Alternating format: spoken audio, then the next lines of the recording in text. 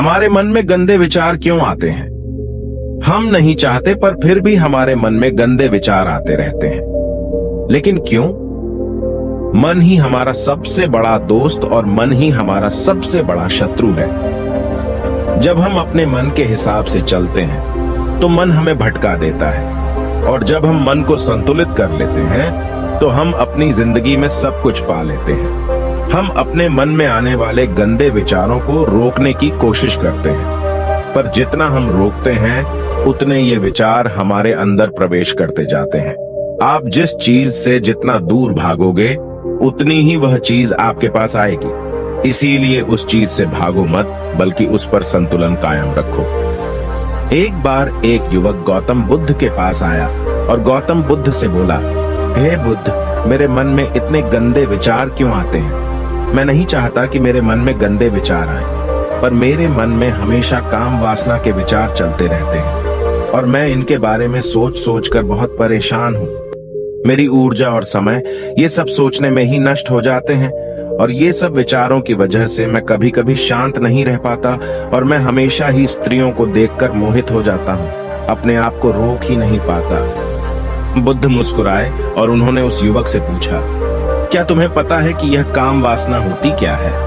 फिर लड़के ने उत्तर दिया और कहा, बुद्ध, मुझे तो नहीं पता कि काम वासना होती क्या है, परंतु हाँ, ये जो भी है बहुत बुरी चीज है।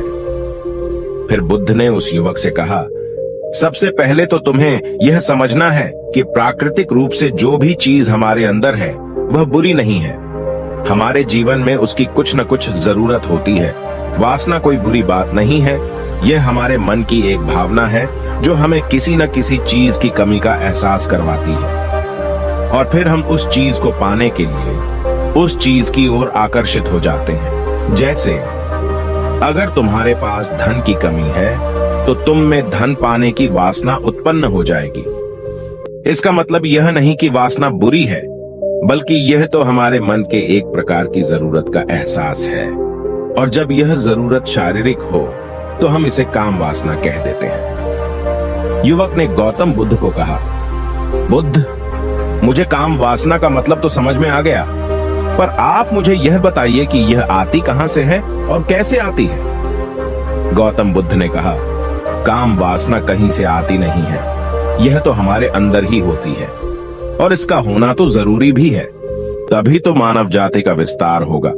युवक ने कहा, जब यह हमारे अंदर ही है और जरूरी भी है, तो फिर लोग इसे गलत क्यों बताते हैं? बुद्ध ने कहा, यही समस्या है, लोगों ने काम वासना को गलत तरीके से सोच लिया है, इसे छिपाने की और दबाने की कोशिश करते हैं। काम वासना गलत नहीं है, बल्कि काम वासना का गलत तरीके से प्रयोग करना गलत बात है। लोग जिसे पसंद करते हैं उसी के लिए जीने लग जाते हैं और उसके बारे में हमेशा सोचते रहते हैं, पर यह सब गलत है। बुद्ध ने युवक से कहा, क्या तुम्हें पता है कि जानवरों में भी काम वासना होती है? युवक ने उत्तर दिया, हाँ बुद्ध, जानवरों में भी काम वासना होती है, क्योंकि जानवर भी तो आखिर अपनी पीढ़ी को आगे बढ़ाएंगे। बुद्ध ने कहा, तो फिर हम जानवरों की काम वासना को क्यों गलत नहीं कहते?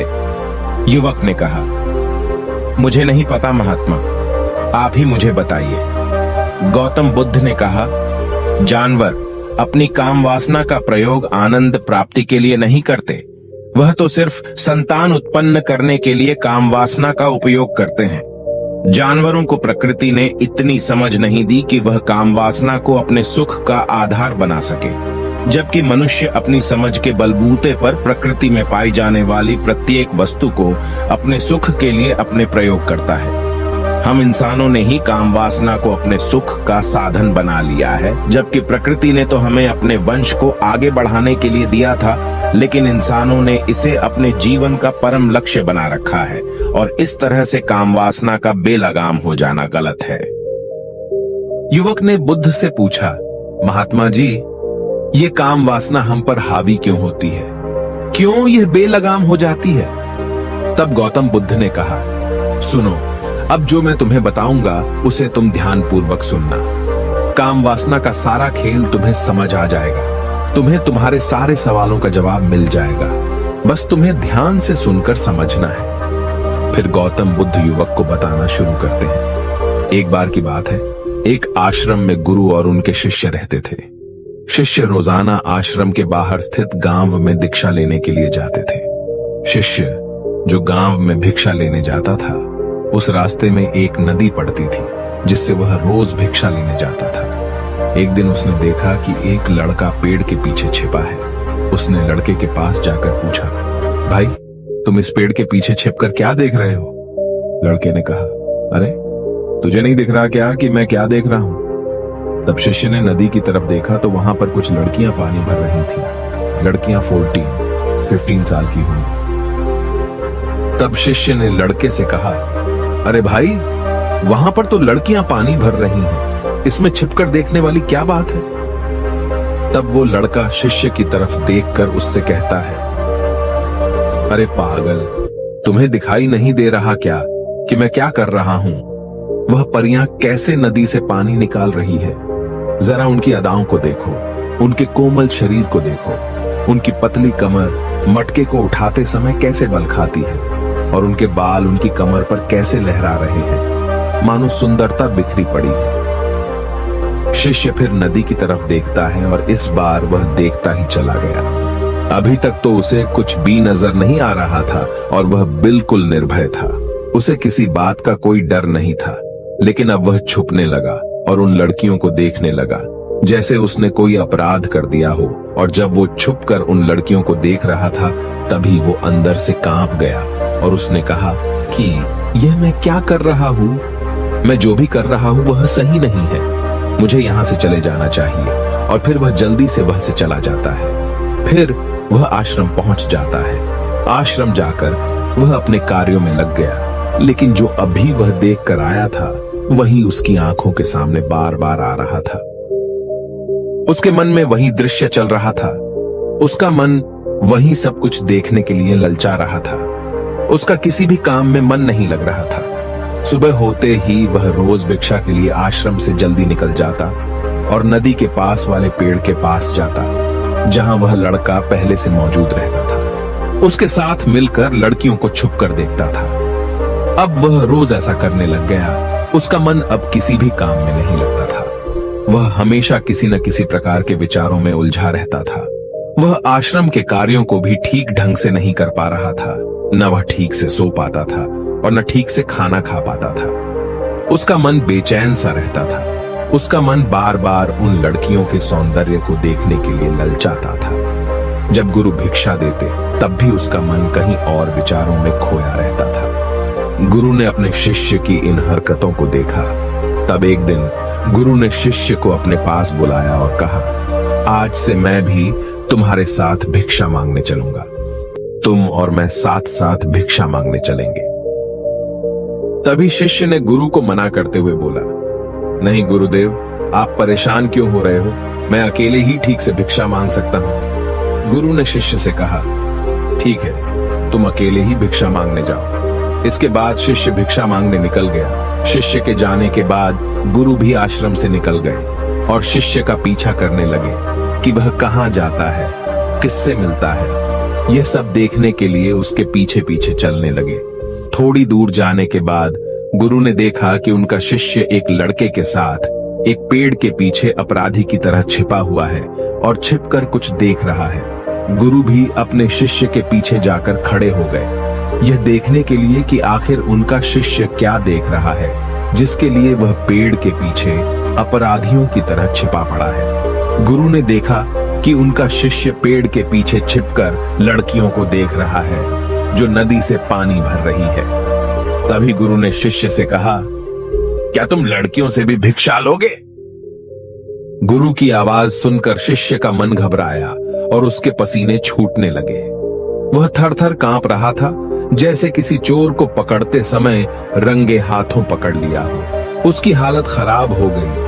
वह कुछ भी नहीं बोल पा रहा था। वह लड़का जो शिष्य के साथ था वहां से भाग गया, जिससे शिष्य और भी घबरा गया था। उसके मुंह से कुछ टूटे फूटे शब्द ही निकल रहे थे। वह अपने गुरु से भी नजर मिलाने का साहस नहीं कर पा रहा था। गुरु ने शिष्य की ओर देखा और कहा, मेरा शिष्य तो निर्भय है, उसे तो किसी भी चीज का डर नहीं है। लेकिन ये क्या, तुम तो डर के मारे कांप रहे हो। शिष्य ने गुरु से कहा, मुझे माफ कर दो, इसमें मेरा कोई दोष नहीं है। उस लड़के ने मुझे बहका दिया था, लेकिन मैं आपसे वादा करता हूं कि आज के बाद मैं कभी दोबारा ऐसा नहीं करूंगा। मुझे माफ कर दो। गुरुदेव ने कहा कि कोई बात नहीं, पर इस बात का तुम ध्यान रखो कि हम जैसी संगति करते हैं वैसा ही फल हमें प्राप्त होता है। हम जैसे संगति करते हैं उनके विचार हमारे अंदर प्रवेश करते हैं। इसीलिए अच्छी संगति करो ताकि तुम्हारे अंदर अच्छे विचार प्रवेश करें। फिर गुरु और शिष्य आश्रम लौट आए और फिर से आश्रम के कार्यों पर ध्यान देने लगे। उसने उस रास्ते को छोड़ दिया और दूसरे रास्ते से जाने लगा। वह अपने काम को ध्यान से करता था, लेकिन धीरे धीरे उसके अंदर क्रोध उत्पन्न हो गया और फिर वह दूसरे शिष्यों पर क्रोध करने लगा और बेचैन हो गया। अब वह सही समय पर भोजन भी नहीं करता था, वह भोजन भी बहुत कम खाता था। एक रात गुरु शिष्य के पास आए और उससे बोले कि तुमने मुझसे वादा किया था कि तुम अपना मन नियंत्रण में रखोगे। अब तक तुमने कितनी बार अपना वादा तोड़ दिया। यह सुनकर शिष्य अपने गुरु के चरणों में गिर गया और रोने लगा। रोते रोते ही उसने गुरु से कहा कि गुरुदेव, मैं कई बार अपना वादा तोड़ चुका हूं, फिर वादा कर लेता हूं, लेकिन हर बार मैं वादा तोड़ देता हूं। मेरा मन मेरे नियंत्रण में है ही नहीं। मैं बहुत कोशिश करता हूं कि मैं अपने मन से सारे बुरे विचारों को निकाल दूं, लेकिन मैं चाहकर भी ऐसा नहीं कर पा रहा हूं। फिर गुरु ने शिष्य को कहा, चलो मेरे साथ। गुरु शिष्य को आश्रम के बगीचे में लेकर गए और शिष्य से कहा, देखो यहाँ पर कुछ नालियां बनी हुई है जिससे नदी का पानी इन पौधों तक आ रहा है और यह पानी निरंतर बहाव से बह रहा है। क्या तुम इस पानी के बहाव को रोक सकते हो? शिष्य ने कहा, हाँ गुरुदेव, मैं इस बहाव को रोक सकता हूं। फिर शिष्य ने मिट्टी उठाकर उस नाली के छोर पर डाल दी। वह पानी थोड़ी देर के लिए रुक गया और फिर थोड़ी देर बाद उस रेत के ऊपर से पानी आया। गुरु ने शिष्य से कहा, अरे ये क्या, ये पानी तो रुका ही नहीं। फिर से उसने कुछ कंकर पत्थर उठाकर उसे नाली में डाल दिए और फिर थोड़ी देर के लिए पानी रुक गया, लेकिन फिर थोड़ी देर बाद ही उन कंकर पत्थरों के ऊपर से पानी निकल आया। गुरु ने कहा, शिष्य ये क्या हुआ, पानी तो फिर से आ गया। तुम तो बोल रहे थे कि तुम इसे रोक दोगे। क्या हम किसी चीज को पूरी तरह से रोक सकते हैं? तब शिष्य ने कहा, कोई बात नहीं गुरुदेव, मैं इस पानी को तो रोक कर आपको दिखाऊंगा। फिर उसने एक बड़ा सा पत्थर लेकर आया और उसे नाली पर डाल दिया। पानी रुक गया। तब शिष्य ने गुरु से कहा, देखा गुरुदेव, मैंने कहा था ना कि पानी को मैं रोक दूंगा। मैंने पानी को रोक दिखाया। आपकी बात मैंने पूरी कर दी। गुरु मुस्कुराए और बोले, अच्छा जरा ध्यान से देखो, पानी रुक गया है क्या? वो तो पीछे की नाली तोड़कर बाहर आ गया और अगल बगल से बह रहा है। और ध्यान से देखो, इस पत्थर के आगे भी आ गया और यह पानी अपना रास्ता बदलकर फिर से आगे की तरफ बह जाएगा। फिर थोड़ी देर बाद ऐसा ही हुआ। फिर गुरु ने शिष्य को समझाया, तुम्हारे साथ भी तो ऐसा ही चल रहा है। तुम बार बार प्रयास कर रहे हो, बड़े से बड़ा प्रयास कर रहे हो, पर हर बार तुम्हारा प्रयास टूट रहा है और यह हमेशा टूटता ही रहेगा।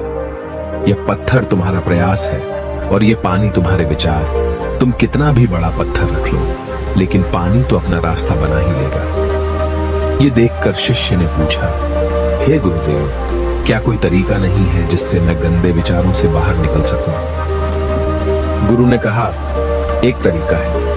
यह पानी जिस नदी से आ रहा है, तुम वहां से इस पानी का रास्ता ही बदल सकते हो। गुरु शिष्य को एक नदी के पास ले गए जहां से उस बगीचे में पानी आ रहा था। गुरु ने शिष्य से कहा, वो पानी इसी नदी से जा रहा है। अगर हम यहीं से उसका रास्ता बंद कर दें, जहां से पानी बगीचे में जा रहा है, तो क्या हम पानी को रोक नहीं सकते? शिष्य ने कहा, हाँ गुरुदेव, अवश्य ऐसा हो सकता है। मैं इस पानी को यहीं से बंद कर देता हूँ, तब आगे की नाली में पानी जाएगा ही नहीं और फिर बगीचे में पानी ही नहीं जाएगा। फिर गुरु ने कहा, शिष्य अगर पानी बगीचे में नहीं जाएगा तो पेड़ पौधों को पानी कहां से मिलेगा? उन पेड़ पौधों को तो पानी की आवश्यकता है। फिर शिष्य ने विचार किया और कहा, मेरे मन में तो यह बात आई ही नहीं, इस पानी का बगीचे में जाना जरूरी भी है।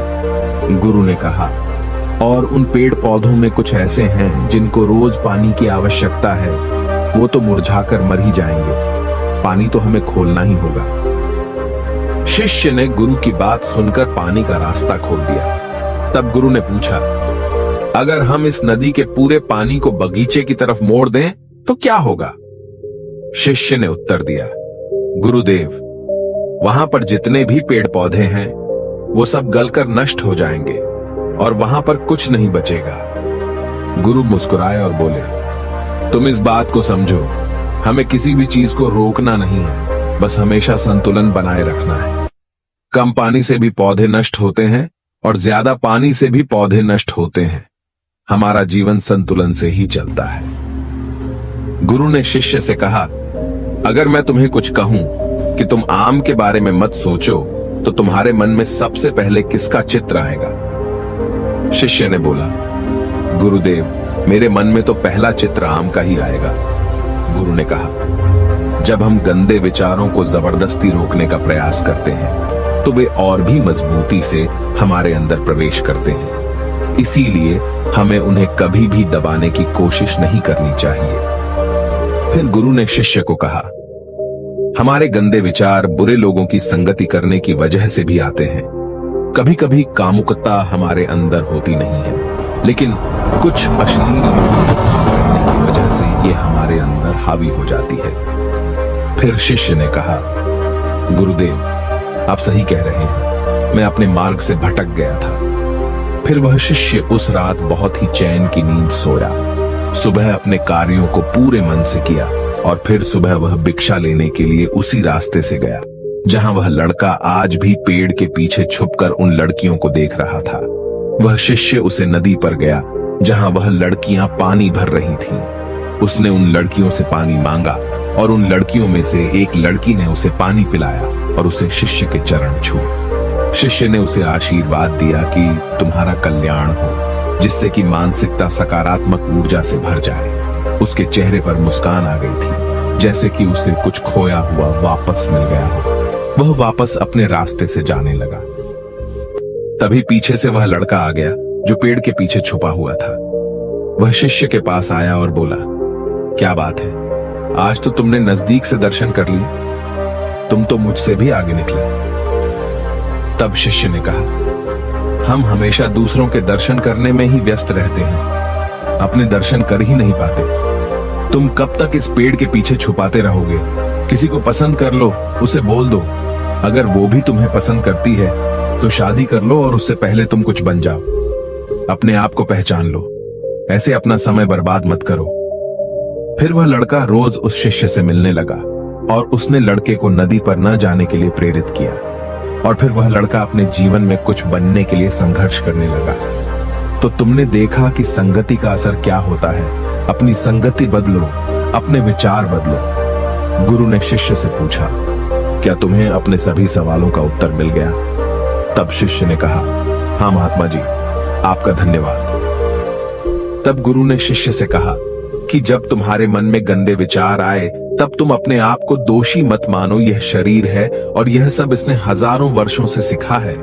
एक केवल तुम्हारे सोच लेने से या शपथ लेने से ये टूटने वाला है नहीं, लेकिन तुम्हारे पास वो शक्ति है, वो ऊर्जा है जिसका तुम्हें संतुलन उपयोग करना है। तुम एक जीवित ऊर्जा हो जो कुछ भी अनुभव करने के लिए स्वतंत्र है। इसीलिए तुम अपने आप को पहचानो। इस कहानी से हमें यह सीख मिलती है कि हमारे विचारों का महत्व कितना अधिक होता है। हमारे विचार ही हमारे भविष्य की दिशा को निर्धारित करते हैं। हमें सकारात्मक विचारों को अपने मन में पूरी शक्ति के साथ अपनाना चाहिए ताकि हम सही दिशा में आगे बढ़ सकें।